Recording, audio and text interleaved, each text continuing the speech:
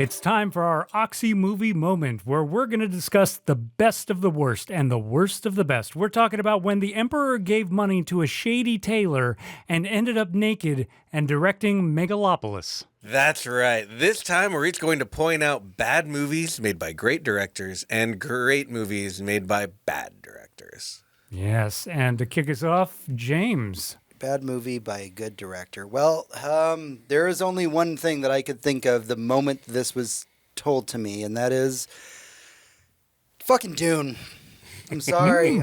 I've spent all of this year watching David Lynch's work, and I love him, and the world is a worse place for him not being here. And we all know, if you know anything about Lynch, why Dune didn't work. It really wasn't his fault. No. But it still qualifies. That's a bad fucking movie. It's a bad fucking movie by a really good director. Mm-hmm. Yeah, that one.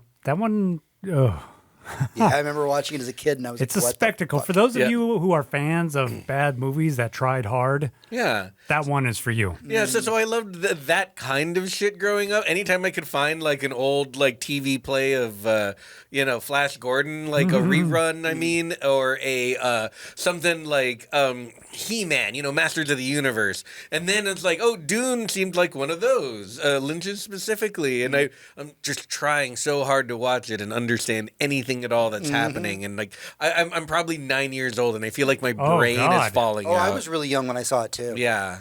I had a really good friend of mine. He's the one that actually got me into Lord of the Rings and tried to get me into Dune. And Lord of the Rings, we vibed on, and this is, by the way, before the live action movies. He showed me the animated movies of Lord of the Rings. There's a couple good ones, yeah. So, but then he tried to show me Dune, and I tuned out. I couldn't do it. It just that's the history of me and Dune. A bad movie by a good director. Yes. I'm gonna cheat a tiny bit because technically this movie has two directors. I am going with Jupiter Ascending by the Wachowskis. Okay. The Wolfman. This is a movie where Mila Kunis is the princess of the universe who actually cleans toilets on Earth for some reason.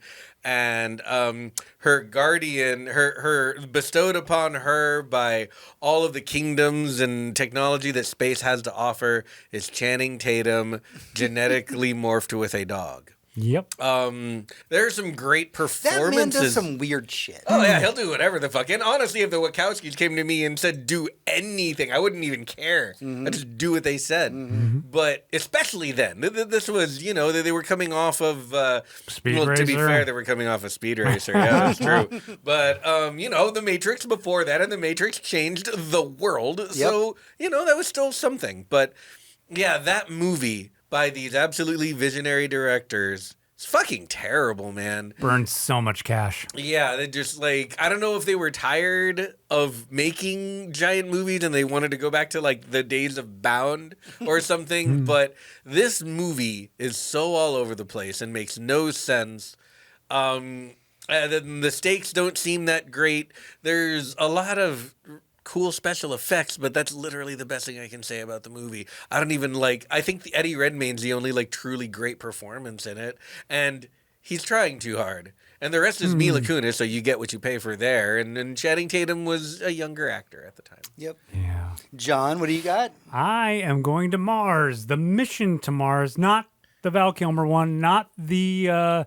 There were 3 Mars movies that came out. That was our deep impact. There was also Ghosts in Mars or something. Mars, yeah. That was John Carpenter. Yeah, this was De Palma, Brian De Palma, who is super talented director. He did Carrie, Stephen King fans. He did First Mission Impossible. Blowout. Everybody who hears the name Brian De Palma has to run into the room and say, Blowout with John Travolta. Blowout, Criterion Edition. He did Mission to Mars. Tim Robbins, Connie Nielsen, just this all-star cast and fantastic special effects. It was one of the first Hollywood movies that actually got licensed to use full NASA insignia and stuff. Oh, okay. And the budget was incredible. The acting was incredible, but it was a terrible movie. In fact, I actually attribute this movie to sort of inspiring me to write reviews at all. because I saw this movie in theaters, and it was one of the first movies ever where my cousin was watching it with me. At the end of the movie, we stood up in the theater and we booed. Wow. Like, boo! Like, that's how hard That's it a sucked. bold move. Because it's a movie that starts and they end up in Mars, like right at the beginning, and then something bad happens. And we go back to Earth, like, we lost contact. We need to make another mission to Mars. You're like, oh, God. Like, okay, I guess the movie is called Mission to Mars, not Mars.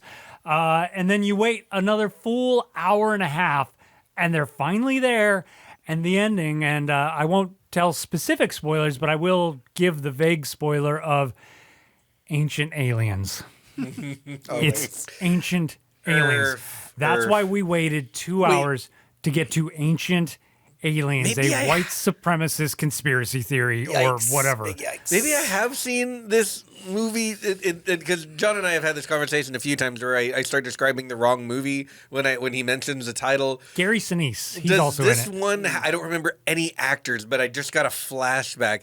Is the ancient alien like a giant face in the sand and it's like sucking things into it? Yes. I have seen this movie. I forgot about it so completely that what you just said jogged my memory to that one scene. I still remember nothing about the movie. They actually make Cydonia into an actual face? Yes. That's what that's called. The face on Mars is Cydonia. They do that, and for the record, this movie also it looks like fucking Olmec. It brought me my lifelong love of Connie Nielsen, who is one of the most gorgeous people and talented actors on Earth. I think they should make the second Mr. Nobody called Mrs. Nobody, and she'd be amazing. Hell yeah! But anyway, it's a terrible movie, but it was so bad, and I hated it so much, but I didn't understand why, like what was broken about it. So as soon as it came out on DVD, I rented it. And I just broke it down, and that's what gave me the bug to do stuff like this. Okay. Right on. Yeah. Formative. Yeah. So James, tell us an amazing movie made by somebody who you did not expect to make it. Well, I'm going to have to give credit to my wonderful co-host here, Hector, who, when I went to go research this topic, said, but I already have one for you. So when I think of a good movie by a bad director, and by the way, I just want to preface this with, I did watch almost all the Resident Evil movies. But Event Horizon is one of the greatest horror movies ever made.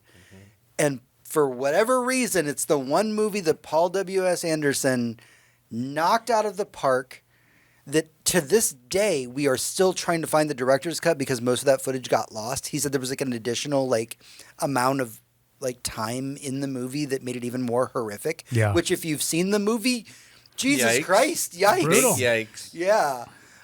Sam Neill, holy shit, fucking Lawrence Fishburne, fucking Matrix, the cast. I remember you recently had me play the Dead Space remake. Yeah. And I got 20 minutes into it and I went, this is Event Horizon. Just Event Horizon, the game. Enjoy. So, yep, that's my pick. It is a great movie. Yeah, he even tried to recapture the magic with, what was that terrible movie with, was it Mila Jovovich? Who's the guy who just played Reagan?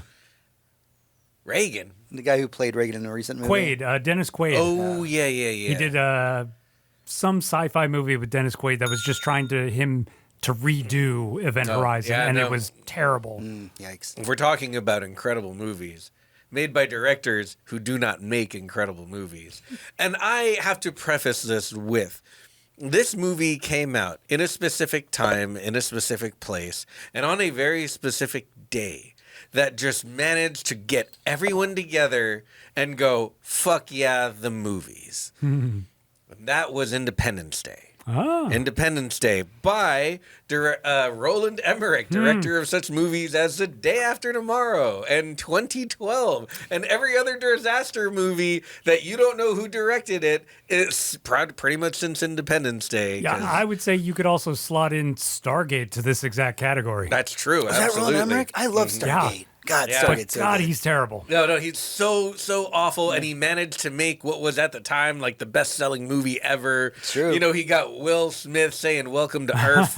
Welcome to Earth. That's right. We got memes. We got aliens. We got some very good special effects, especially for the time. Even now, they hold up pretty well. We got incredible performances and speeches out of just about everyone on the list. An underutilized Harry Connick Jr. Yeah. We got our Jeff Goldblum, of course. Of course. And the White House. And the White House. The White House, man.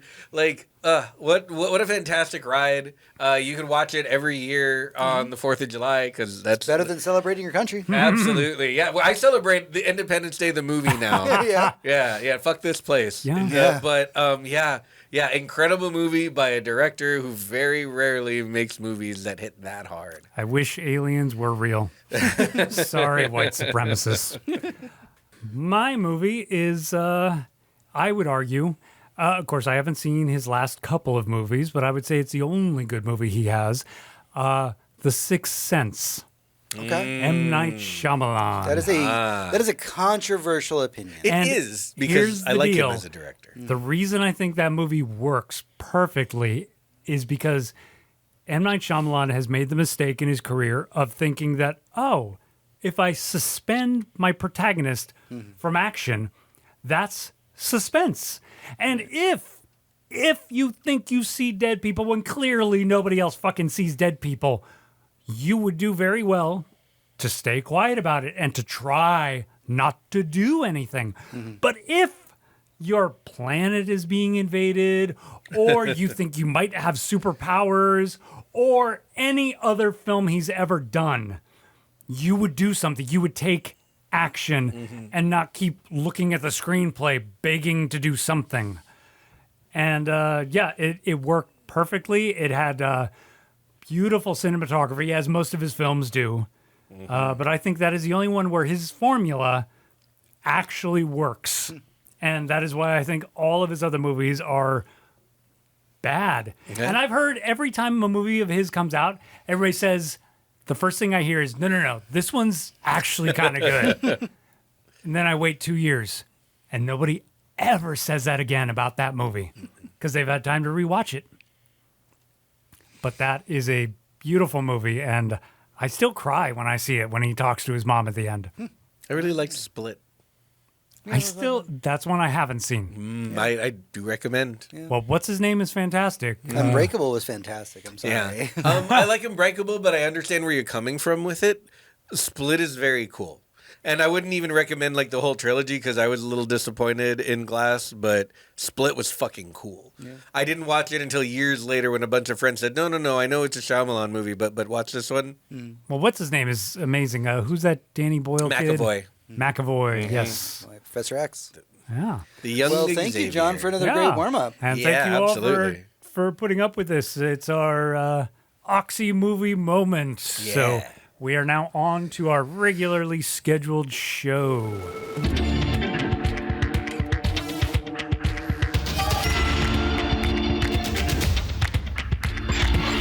And ended up naked and directing Megalopolis.